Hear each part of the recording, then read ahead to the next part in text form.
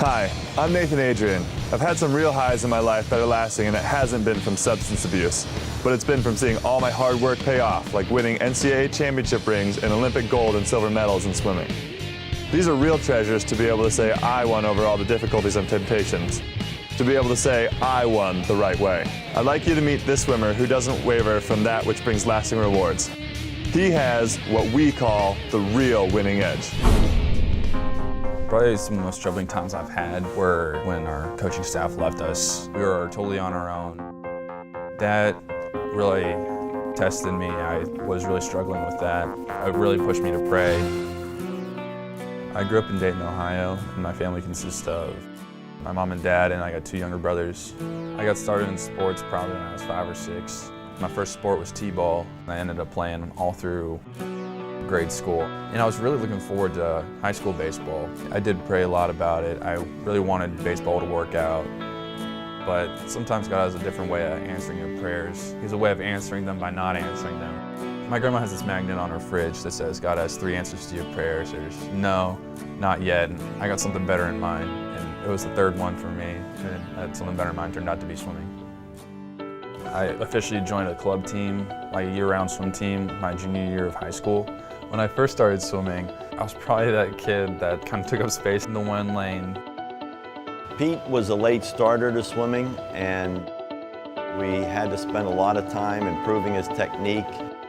We gave him a lot of drills and a lot of attention, did a lot of underwater filming of him. He had never seen himself swim underwater, so that was kind of enlightening for him.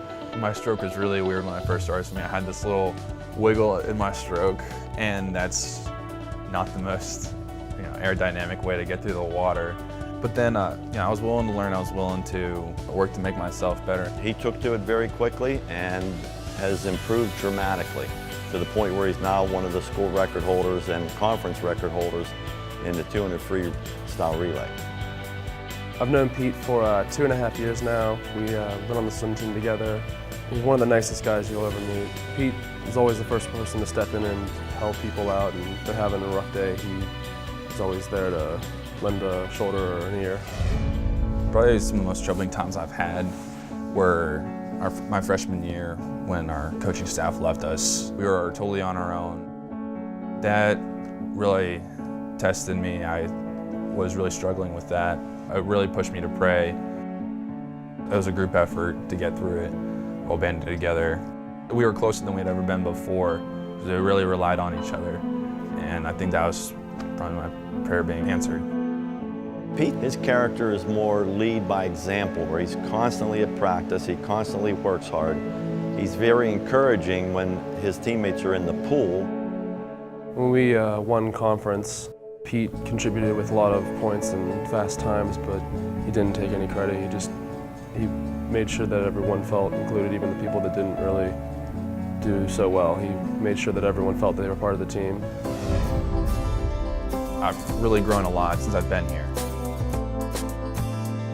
I was the freshman male swimmer of the year, and the last year we broke the conference record, we broke our school record, we broke the pool record. It was a pretty good honor, and then our whole team as a whole got academic All-American, so it was a really great feeling. My relationship with God has changed over the years. I was always around church, and I don't know if I totally got it. I always thought from what other people would tell me that God was just always watching, waiting for people to do bad things to mark it off. I told one of my buddies that my metaphor for him was a judgmental Santa Claus, has a naughty or nice list.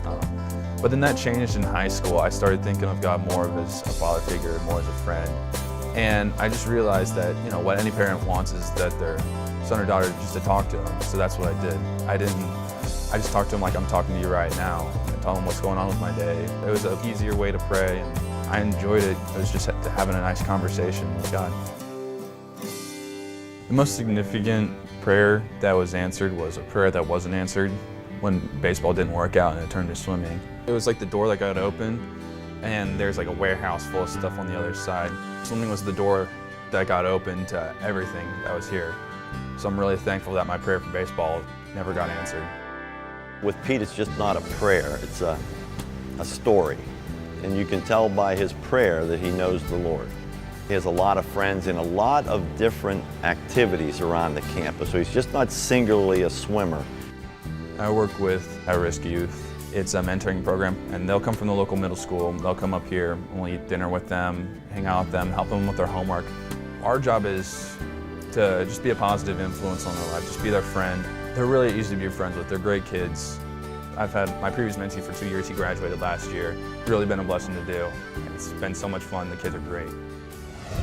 One of the most impactful times in my life was my church went down to Kentucky on a mission trip.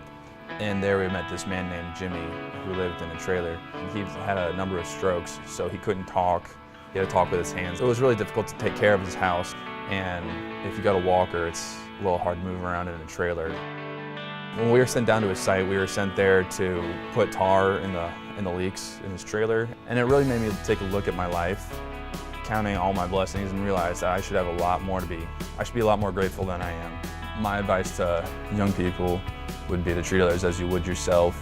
And he really helped me to see that, and that's one of those lessons that I've just taken from that mission trip and just tried to apply it to my life. So even if things are going rough, I can still look up and be happy. In regards to athletics and sports, I say the number one rule is just to work hard. Even if you don't have the skill you think you need, hard work gets you that, and also, even if you're not great at your sport, if you still work hard, you gain a lot of respect, and people still look up to you for that. Peter's been a student in 3 of my classes. Plus, I know him from around the campus, and I know his reputation very well.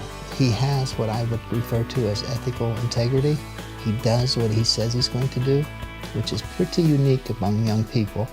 And he has what I would refer to as ethical humility. He doesn't claim to know anything he doesn't know. And so you put those two things together, and you not only have a very good student, you have a very good person as well.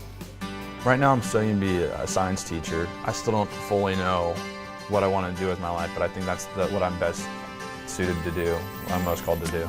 The real winning edge to me is having success in what you try to do, but without letting it compromise who you are and what you believe in. I think the real winning edge is still succeeding and keeping your values and your ideas and yourself intact.